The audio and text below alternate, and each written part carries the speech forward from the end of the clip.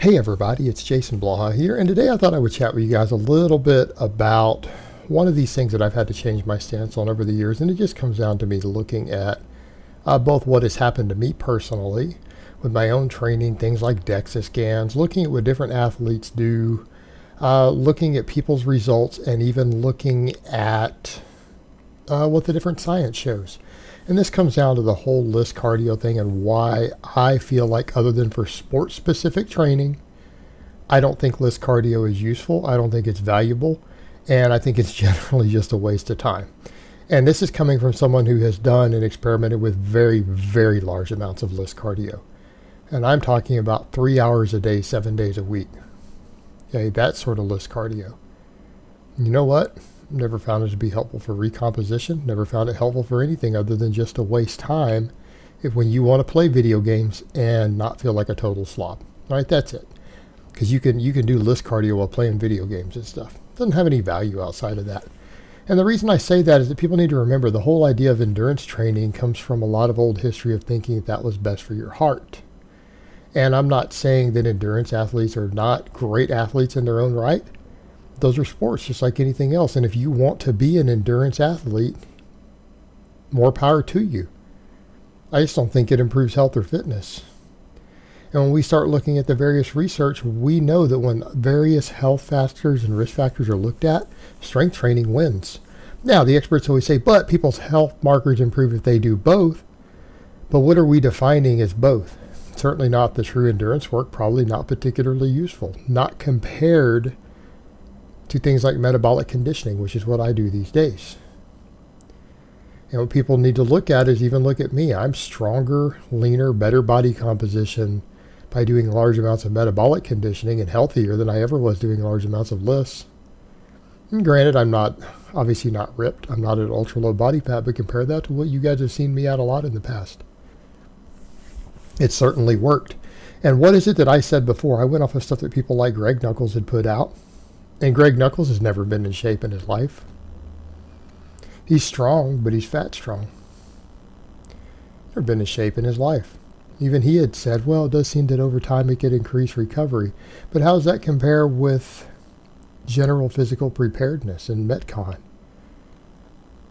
Because I can tell you, as someone who has done both, I get way better recovery from doing metabolic conditioning. Way better recovery. But even when you step back and you look at the research, look at the data that's out there.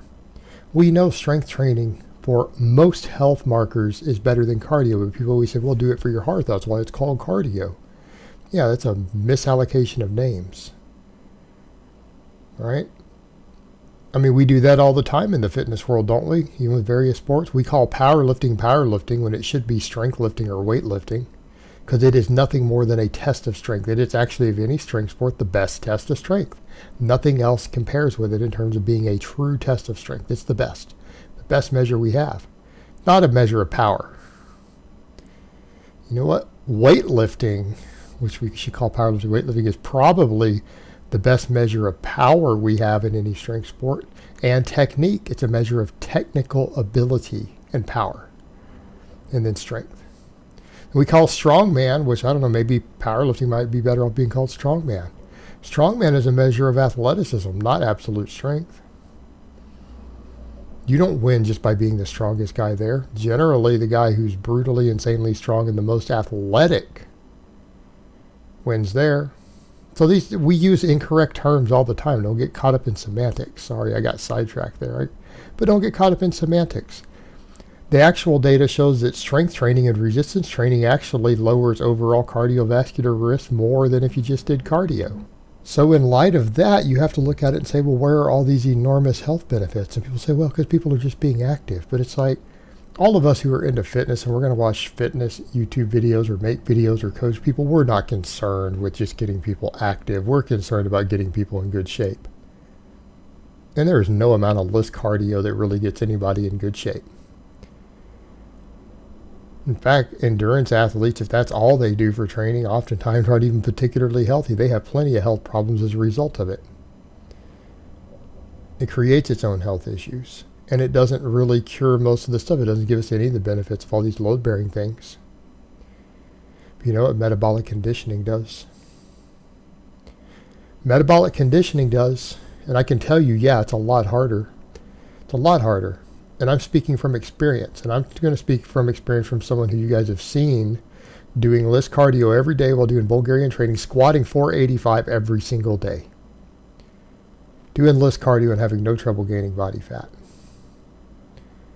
I bet I eat as many calories now, or close to, as I did when I was sitting 30 pounds heavier, pure fat, by the way, doing an hour of LISS every day on that training style.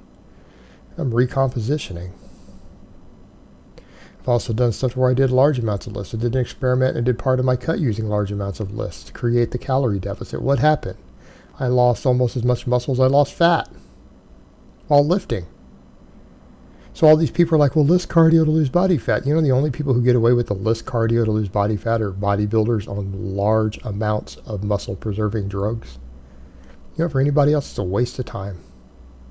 I lost muscle. And you know what? Even the people at my DEXA scan place said, yeah, everyone, that happens to everybody who does LISS to lose weight. The technicians who worked there told me every single person who comes in and said they did a fair amount of low-intensity cardio to create their caloric deficit loses muscle consistently. LISS cardio is useful for two things and two things only. Three things. Number one, a time sink if you're bored and you need a distraction. Number two, to compete in endurance sports, which again are good sports in their own right. I'm not knocking that. They don't have to be the healthiest sport in the world to be a good sport. Sumo wrestling's not healthy, but it's still a great sport in its own right. And finally, to lose muscle mass, right? If you want to lose muscle mass, do a bunch of LISS. It's hard to program and not do it. At least if you're in a calorie deficit. It's okay if you're in a surplus. So let's come over to what happens with the Metcon. I'm getting stronger. It's improving my work capacity, improving my recovery. It's a form of conditioning that has a hypertrophic effect. Instead of losing muscle, you gain muscle. And my energy turnover is ultra high. I'm burning 4,000 plus calories a day while maintaining body weight and recompositioning. I want that to sink in. I run a couple of home businesses. I work from home. I don't even have to travel to an office. And it's not to say I don't do certain things, but generally speaking, my lifestyle doesn't even require me to go out and commute. Okay? Outside of the training that I do, I would have a sedentary life. But I choose to do so much metabolic conditioning that I'm burning 4,000 plus calories a day. And this doesn't take all of my time. All right, my normal workouts that I do 4 days a week, and then all my metabolic conditioning. My metabolic conditioning can be done inside of an hour every day. So if you guys factor all that in, my training itself, maybe 11, 12 hours a week, I'm burning over 4,000 calories every day in recompositioning. My work capacity and athleticism are going up. So when we have things like metabolic conditioning available, and someone were to ask me, well, what about LISS cardio? It's completely useless. It doesn't even improve your health as much. It doesn't recomposition you. And it takes enormous amounts of time. It's a waste. And people used to say, you'd see all these bodybuilding types, these evidence-based bodybuilders, well, any sort of HIIT cardio, not necessarily back home, but they would just call it HIIT cardio. Fine, if you're just going to do intervals on a bike, fine, I get it. This real conditioning work. They'd be like, well, it'll interfere with your leg training. I have slowly increased my workload on it over months and months.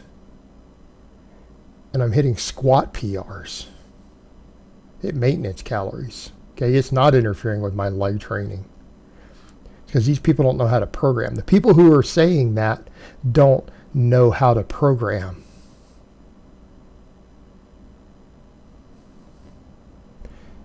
It's goofballs like Eric Helms. Like, he's one of them who said that. Well, you know what? He's weak and doesn't have any muscle and can't program.